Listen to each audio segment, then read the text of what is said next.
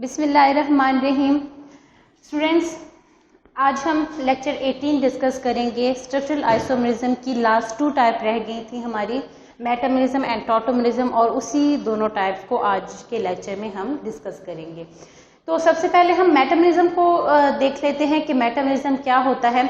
देखिए students, metamerism की अगर हम डेफिनेशन देखें तो मेटामरिज्म एक ऐसा फिनोमेना होता है जिसमें मॉलिक्यूलर फार्मूला तो सेम होता है बट अनइक्वल डिस्ट्रीब्यूशन होती है कार्बन चेन की। देखें, अनइक्वल डिस्ट्रीब्यूशन से ये मुराद है कि कोई भी हमारे पास मेन फंक्शनल ग्रुप होगा, उसके इर्द गिर्द हम देखेंगे कि कार्बन्स कितने हैं, कार्बन की जो चेन है वो कितने कार्बन एटम वाली है, जो हाइड्रोकार्बन्स उसके साथ अटैच हैं वो कितने कार्बन वाले हैं, 2 वाले हैं, 3 वाले हैं, और फिर ये देखेंगे कि दोनों साइडों पे सेम है या फिर दोनों साइडों पे डिफरेंट हैं। देखिए, metamerism have same molecular formula but unequal distribution of carbon chain on the both side of the functional group. किसके इर्द गिर्द हमने देखना है? हमने फंक्शनल ग्रुप के दोनों साइड पे देखनी है कार्बन चेन कि वो कौन से वाली है, और दोनों साइडों पे, फंक्शनल ग्रुप की दोनों साइडों पे जो कार्बन चेन है वो सेम है या फिर डिफरेंट है। इसी बेस पे हम मेटामरिज्म को जो है वो आइडेंटिफाई करते हैं। देखिए जी, आप एग्जाम्पल देखें, हमारे पास एग्जाम्पल जो ली गई है वो ईथर फंक्शनल ग्रुप के साथ दी गई है। ईथर फंक्शनल ग्रुप में क्या होता है, इसमें ऑक्सीजन होता है और ऑक्सीजन की दोनों साइड्स पे जो है वो आर ग्रुप अटैच होते हैं।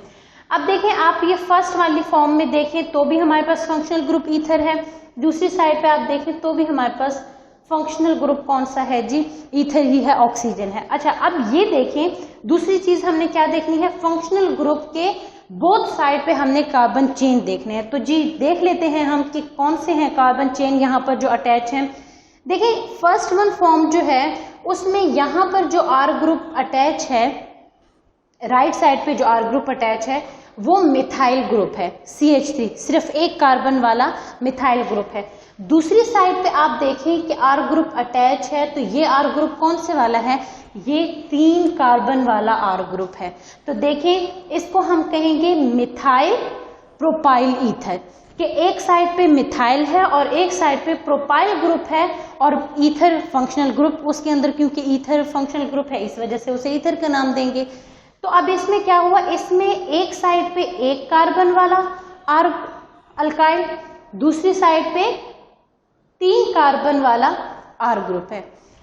दूसरी फॉर्म देखें, इसका जो आइसोमरिज्म बनेगा, दूसरी फॉर्म में क्या है, ईथर के दोनों साइड पे आप देखें तो इस साइड पे भी इथाइल ग्रुप है, मतलब 2 कार्बन वाला कंपाउंड है, 2 कार्बन वाला हाइड्रोकार्बन है, और इस ऑक्सीजन के दूसरी साइड पे देखें तो ये भी कितने कार्बन वाला ग्रुप है, 2 कार्बन वाला ही है। इसका मतलब ये है कि दोनों साइड पे जो कार्बन की डिस्ट्रीब्यूशन है, जो कार्बन की चेन है, वो दोनों सेम चेन है। यहाँ पर भी इथाइल ग्रुप, वहां पर भी इथाइल ग्रुप, तो इसको हम नाम देंगे 1 और 2 इथाइल ग्रुप अटैच है तो डाई इथाइल ईथर का नाम दिया जाएगा। अब देखिए मॉलिक्यूलर फार्मूला देखें इसका, इसके अंदर 1 2 3 4 कार्बन है, 1 ऑक्सीजन है, बाकी हाइड्रोजन के नंबर भी आप देख लें। इसके अंदर भी देखें 1 2 3 4 ही कार्बन है और 1 ऑक्सीजन है, और हाइड्रोजन के नंबर भी दोनों के अंदर क्या है, सेम है।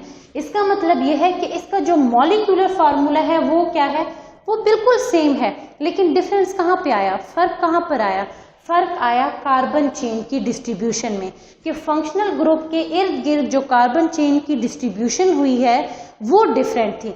एक फॉर्म में एक तरफ मिथाइल था, दूसरी तरफ प्रोपाइल था, जबकि दूसरी में क्या था, दोनों तरफ इथाइल ग्रुप थे, दोनों तरफ सेम कार्बन के नंबर जो है वो मौजूद थे। तो ये हमारे पास होता है मेटामरिज्म। एक और एग्जाम्पल से इसको देख लेते हैं। सेकेंड वन एग्जाम्पल में हमारे पास जो है वो कीटोन आ जाता है ग्रुप। देखिए, अब यहाँ पर ये आपके पास है carbonyl C double bond O, इसके इस साइड पे भी आर ग्रुप अटैच है और इसके दूसरी साइड पे भी क्या है, आर ग्रुप अटैच है।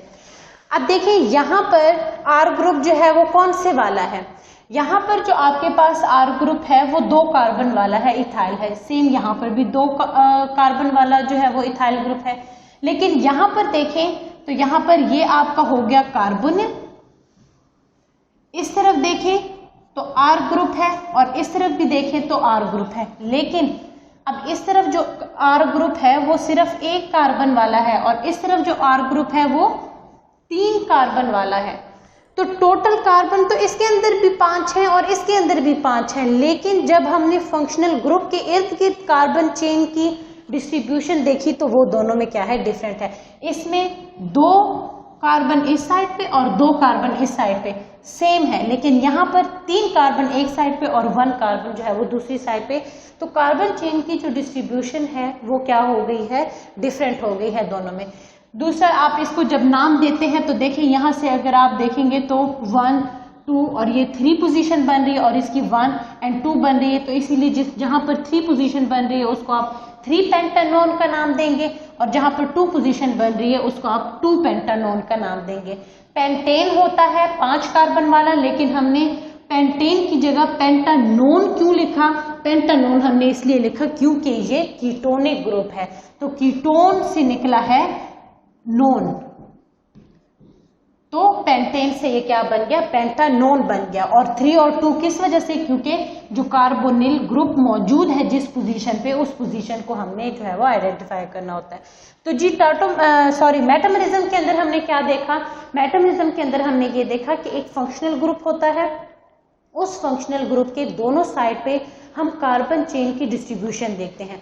कार्बन चेन की डिस्ट्रीब्यूशन डिफरेंट होने की बेस पे हम उन दोनों आइसोमर्स को कहते हैं कि ये दोनों एक दूसरे के मेटामर्स हैं। ठीक हो गया जी। अभी आप कह सकते हैं कि 2 पेंटानोन एंड 3 पेंटानोन एक दूसरे के मेटामर्स हैं। सेम यहाँ पर आप मिथाइल प्रोपाइल ईथर और डाई इथाइल ईथर को कह सकते हैं कि ये दोनों आपस में मेटामर्स हैं, क्योंकि ये मेटामरिज्म का फिनोमेना शो कर रहे हैं।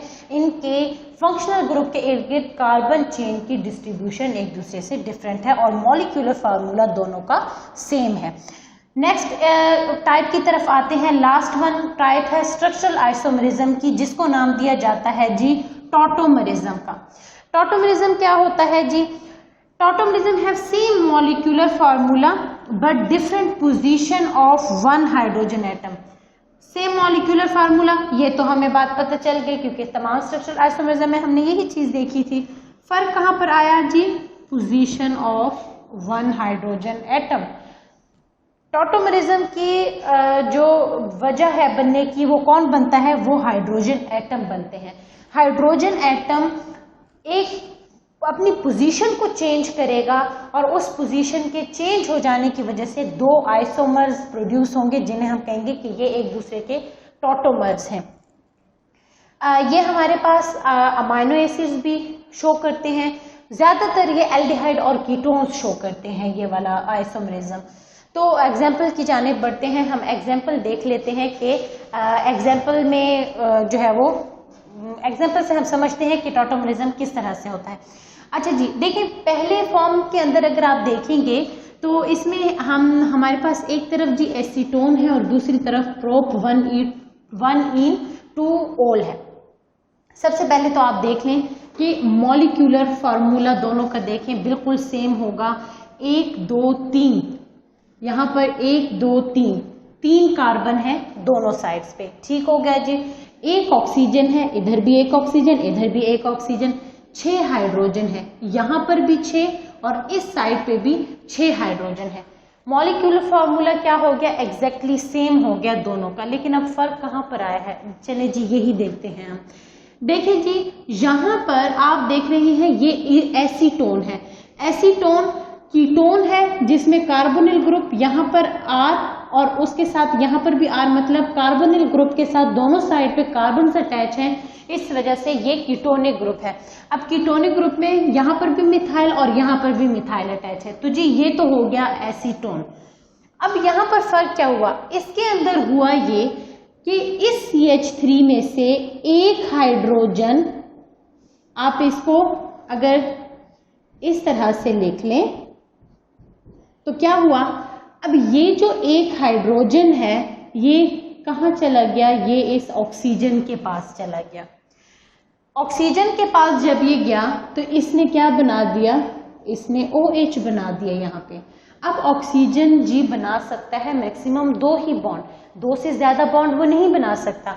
तो जब उसने हाइड्रोजन के साथ बॉन्ड बनाया तो उसने इस कार्बन के साथ अपना ये वाला बॉन्ड क्या कर दिया, ब्रेक कर दिया।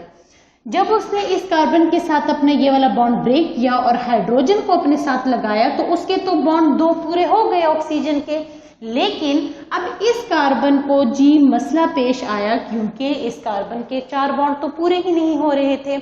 दूसरी तरफ जो ये वाला कार्बन था उसके साथ भी सेम यही मसला था कि उसके भी 4 बॉन्ड पूरे नहीं हो रहे थे। क्यों? क्योंकि उसका जो हाइड्रोजन था वो उस ऑक्सीजन ने ले लिया। अब ये हुआ कि इस कार्बन और इस कार्बन दोनों कार्बन्स के पास एक एक वैलेंसी आ गई, दोनों कार्बन्स के पास एक एक बॉन्ड बनाने की कैपेसिटी आ गई। इन्होंने क्या किया, इन्होंने आपस में डबल बॉन्ड बना लिया। अब क्या हुआ, अब कार्बन की भी वैलेंसी सेटिस्फाई, ऑक्सीजन की भी वैलेंसी सेटिस्फाई। तो इस तरह से अब एक हाइड्रोजन निकला नहीं है, हाइड्रोजन ना ही कहीं बाहर से अंदर आया है हाइड्रोजन, बल्कि उसी एक कंपाउंड में हाइड्रोजन ने सिर्फ अपनी पोजीशन चेंज की है, वो एक जगह से दूसरी जगह गया है। और इसी वजह से अब देखिए यहाँ पर कीटोन था और यहाँ पर आप देखें तो अल्कोहल और डबल बॉन्ड प्रोड्यूस हो गया है, फंक्शनल ग्रुप ही इसका चेंज हो गया है। लेकिन हमने क्या देखा, हमने फंक्शनल ग्रुप की चेंजिंग को यहाँ पर नहीं देखना, हमने ये देखा कि हाइड्रोजन की पोजीशन चेंज करने की वजह से ये सारा काम हुआ है। मॉलिक्यूलर फार्मूला बिल्कुल भी चेंज नहीं हुआ, लेकिन अगर हम देखें तो हाइड्रोजन की पोजीशन चेंज हुई है, तो हम कह सकते हैं कि ये दोनों एक दूसरे के टॉटोमर्स हैं। टॉटोमर्स क्यों? क्योंकि पोजीशन ऑफ हाइड्रोजन के चेंज होने की वजह से जो 2 आइसोमरिज्म प्रोड्यूस होते हैं उस फिनोमेना को टॉटोमरिज्म का नाम दिया जाता है, और उस दौरान जो 2 आइसोमर्स बनते हैं उन्हें टॉटोमर्स कहा जाता है। दूसरी तरफ इसका अगर आप नाम देखें तो ये प्रोप 1ene2ol है। प्रोप का मतलब प्रोपेन, क्योंकि 3 कार्बन है इसके अंदर। 1ene का मतलब ये है कि ये प्रोपेन नहीं है बल्कि क्या है, प्रोपीन है, और प्रोपीन में डबल बॉन्ड की पोजीशन को अगर हम बता रहे हैं तो ये कार्बन फर्स्ट पे है ये डबल बॉन्ड की पोजीशन, तो इसीलिए प्रोप 1ene। और फिर दूसरा फंक्शनल ग्रुप भी है OH, जिसको हम अल्कोहल कहते हैं, तो हम पूरा अल्कोहल नहीं लिखेंगे, हम सिर्फ लिखेंगे ओल, और 2ol इस वजह से क्योंकि ये कार्बन नंबर 1, ये कार्बन नंबर 2, कार्बन नंबर 2 पे OH ग्रुप जो है वो अटैच है, इस वजह से इसको प्रोप 1ene2ol का नाम दिया जा रहा है। ठीक है जी।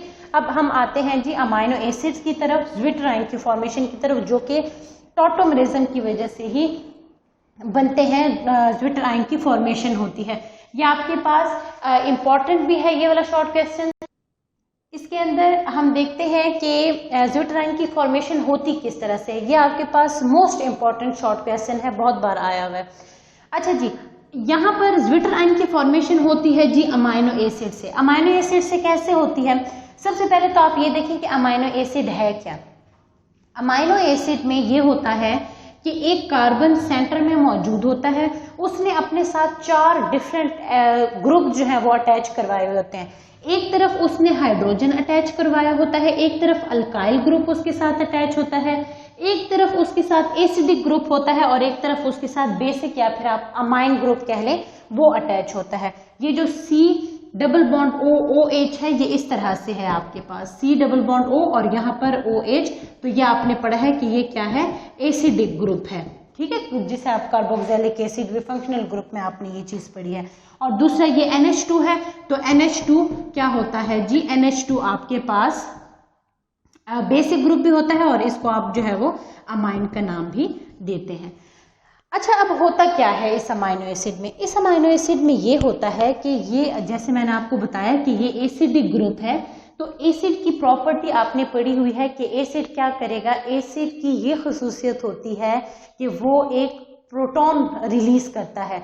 तो अब क्या होता है कि ये अपना प्रोटॉन दे देगा इस NH2 को। अब NH2 आपको मैंने बताया कि ये बेसिक प्रॉपर्टी शो करता है। बेसिक प्रॉपर्टी शो करने का मतलब यह है कि ये प्रोटॉन को, ये हाइड्रोजन को एक्सेप्ट करने की कैपेबिलिटी रखता है।